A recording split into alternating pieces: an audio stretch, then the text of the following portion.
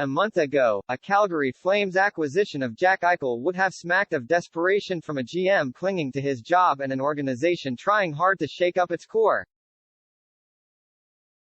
However, 9 games into one of the best starts in franchise history, it would look considerably different. By any metric, the Flames have been an impressive bunch, consistently outshooting, outchancing, outscoring and outworking their opposition en route to an 8-game point streak that has them tied for tops in the Pacific Division.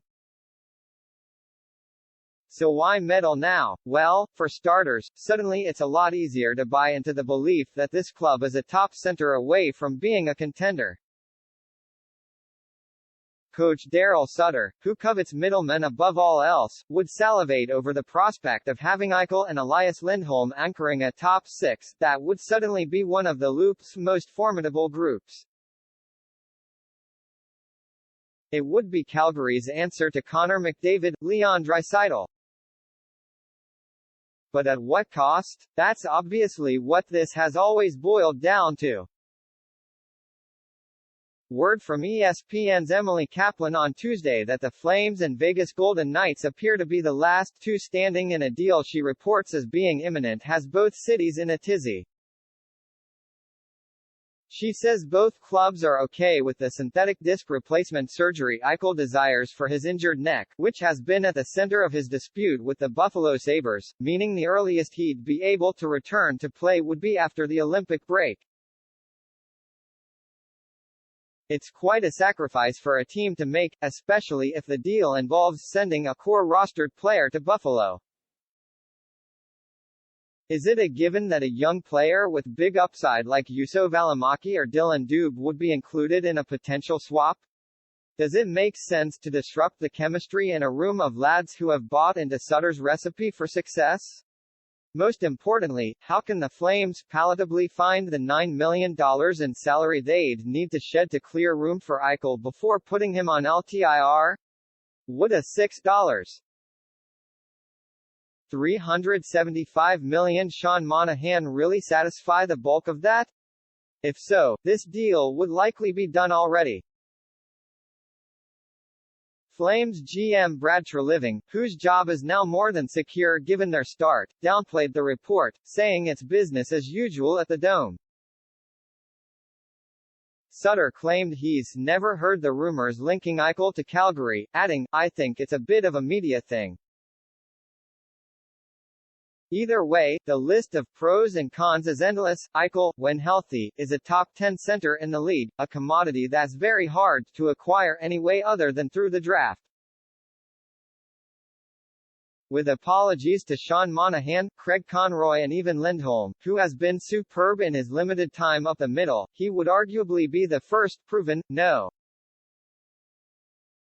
One center in Calgary since Joe Nowendick. Sutter believes in building up the middle, and Eichel would give him endless options within a top 6 that would end any concerns about this team having trouble scoring goals.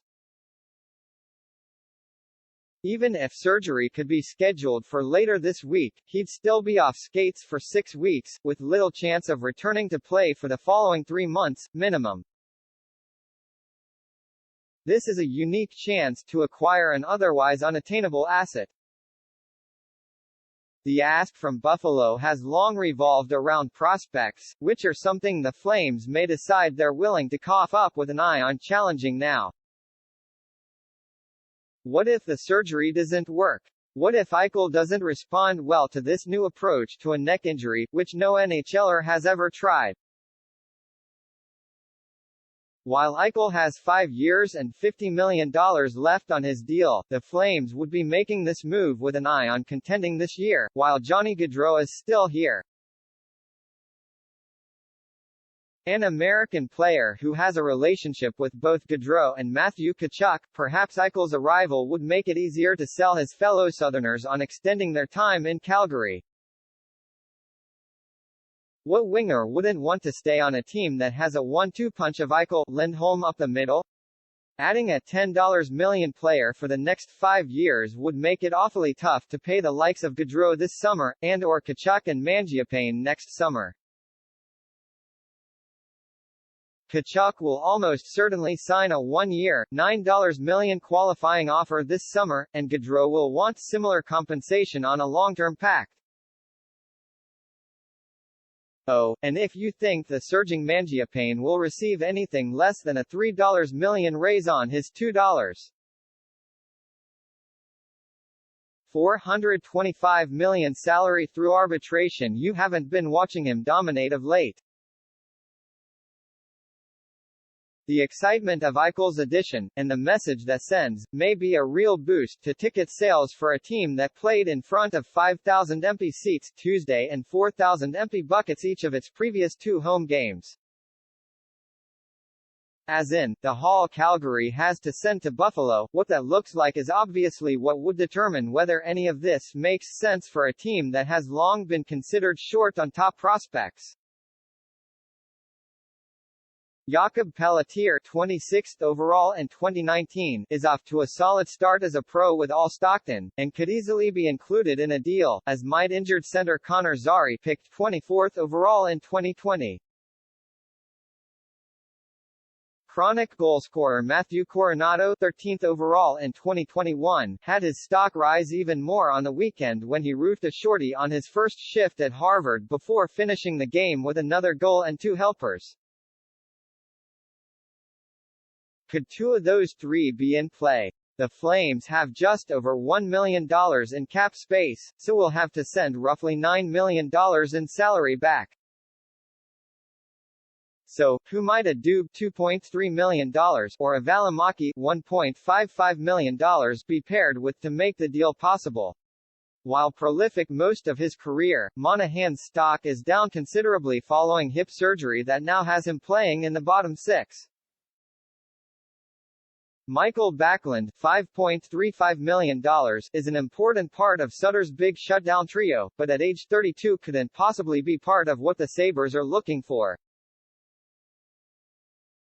Lindholm is essentially untouchable, and it's highly unlikely the Sabres would be eyeing Tkachuk, who has the ability to walk into unrestricted free agency in the summer of 2023.